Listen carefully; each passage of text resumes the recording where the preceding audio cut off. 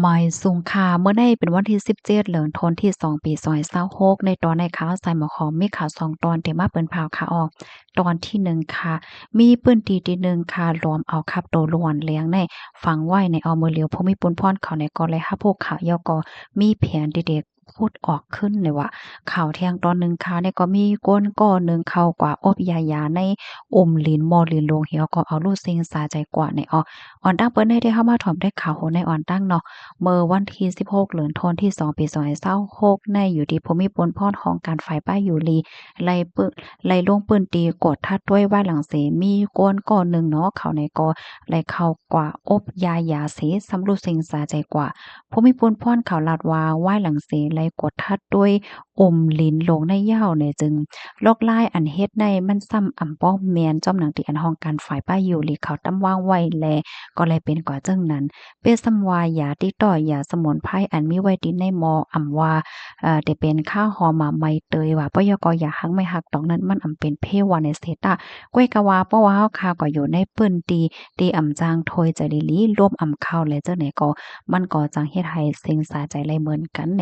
ก้วยกะว่าลองตีอันก้อนๆในรู้เซ็งก่อนได้เป็นสังเต้ๆในนั้นแต่ก็เตส่งห้องยาเสพทัดด้วยเทียงกำเนิงเนี่ยค่ะเลือเซนั่นฝ่ายป้ายอยู่ลีเขาก็ลาดว่า ให้ไลฟังสติก้นที่อันไลใจอบยาว่าสังว่าจังไหนให้ในนั้นขนาดเนาะเพราะว่าเฮาคาได้อบยาในเฮาคาไหลวนด้วยป้าว่าจ่องเฮาคาจางถวยใจหลีหลีมันก็ได้สุ่มยาว่าอบยาว่าไหนมันโลมในมันข่าวจังไหนคะนะบางทีเพราะว่าเป็นห้องการฝ่ายป้ายอยู่เลขกำซื้อแต่เปิ้นก็ได้มีปันเหมือนจังหนังว่าหายจังโทยใจายเฮ็ดจังได๋มันจังว่าอบโตก้อยตีโหตีนาได้ก็อำอบป้าให้ในนั้นขนาดเนาะ 1 วันในก็อำกึ่งดีเลยอบดำโดเซ2ปอก1ปอกน่ะอย่าไปให้มันป่น15มื้อนี้เฮ็ดจังไหนคะก็เป็นแม่นางผู้ตายลัดในว่าเขานั่นอยู่จ้อมกันข้าวตั้งก็ยังไปถึง5เลินมื้อใดได้ก็วนว่าแต่นาฮอดต่อเฮิรนเปิดตาให้มีคนมารุมลาด้วยถึงเมื่อแก่มื้อเฒ่าก้อยกะว่าก็เป็นโผซ้ำและรู้เซ็งสาใจกว่าจึงไหนเนี่ยเนาะมานั่งเนี่ยก็เป็นอันมองใจเต้เนี่ยค่ะโผมานั่งในไอ้เป็นหลังเจ็บว่าขาเจ็บว่าเฮ็ดไหนมานั่งเนี่ยก็อ่อนกว่ายาหลายปอกหลายกำเหย้าเฮ็ดเนี่ยเนาะเมื่อวงตีป่นมานั่นค่ะก็เป็นโผให้ก็เลยก็ด้วยทางออนไลน์ลอกลายเฮ็ดองค์เปิดตาอบยาเฮ็ดจังเนี่ยเมื่อพ้องนั่นเนี่ยมานั่งเนี่ยก็ปันฟังเติ้นยาวค่ะเนาะว่าโกสูเฮ็ดอำทกอำแม่นอย่าไปเฮ็ดเอาว่าจั่งซี้เฮ็ดไหนเนาะเพราะว่าแค่ยดยาก็ได้อ่อนกว่ายดยาอำนั้นก็กว่าอ่อนกว่ายาเสพติดหั้นแหนก้อยกะว่าก็เป็นโผได้ก็อำถ่อมแฮวก็เฮ็ดถึงที่ป้อเขาโอบแฮวก็เป็นกว่าจังหนังนั้นในข้อมูลในก็เลยเปิงอิงมาที่ห้องการค้ามติชนออกไว้เนี่ยค่ะ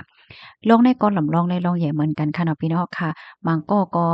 สงอบยาจังได๋ค่ะนะย้อนไปยุ่มยำว่ามันเตลีต่อป้ายอยู่ลีต่อเนิ่นหนังว่าสังว่าจังได๋เนาะกำในเฮามาถ่อมด้วยข่าวแทงตอนหนึ่งอันนี้ก็หลักๆหลายๆไว้ค่ะนะพี่น้องค่ะกับปานมื้อเหลียวแน่ก็มีเจมีจอดมาติ๊กๆยาวค่ะเนาะ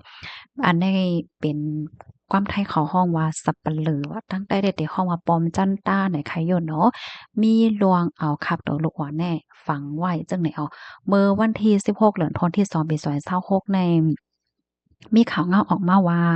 ภูมิพลพรเขาได้ลงพื้นที่กดทัดค่ะไหว้หลังเส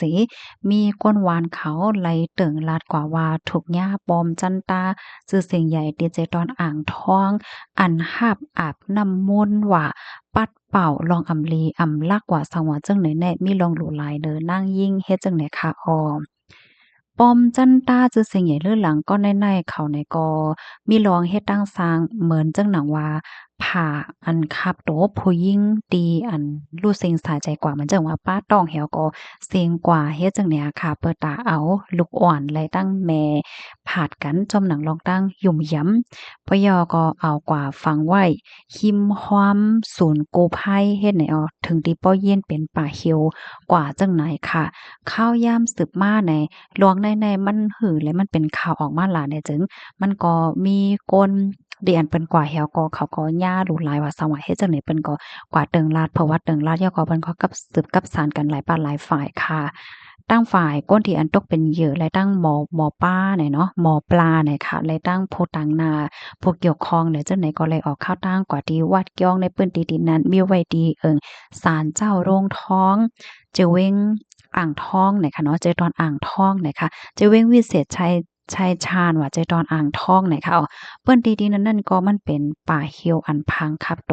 ลูกอ่อนและนางยิ่งอันม่านแหวก็เซ็งกว่าจังในนั้นคันน่ะเพราะว่าไรกว่าครบทบเจ้าก้อนวัดเหย้าไหนเจ้าก้อนวัดก็ว่าเลยหุยหังจ้อมนั่นคันน่ะนอกเหลือเสนั่นเหย้าไหนก็แลกว่าทบหันแม่นางปอมจันตา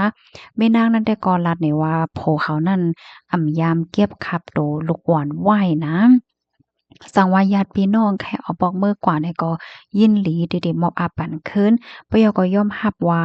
ไลโบสถ์ปันเหมือนจังว่าเอานางยิ่งเนี่ยค่ะเฮ็ดแม่ข่าวอะสังว่าเฮ็ดจังไหนแต่ก้อยกะว่าไรรู้หลายผู้หญิงจังนั้นก็เขาก็ยอมปันอยู่เป็นไว้จังไหนเนี่ยตั้งฝ่ายเจ้าก้อนวัดเนี่ยก็รัดว่าลองตีอันปลอมจันตาเอาปื้นตีดินนั้นๆเป็นตีฝังคับโตลูกอ่อน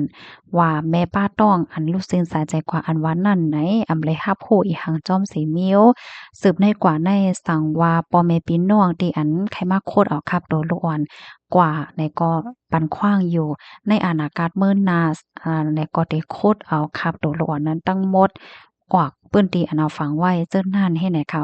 ตั้งฝ่ายผู้มีปนพรฝ่ายพ่องำในเปิ้นตีก็ยอมรับว่าเขาก็บ่ได้รับรู้ลองตีว่าปลอมจันตาก็ได้หลอมเฮ็ดจังไหน รวมเอาล้วนมาฟังถึงที่ว่าเป็นป่าเหี่ยวกว่าจึงไหนเฮ็ดไหนค่ะอ้อมลองที่อันเดยาขึ้นป่าเหี่ยวอันใดได้ก่อ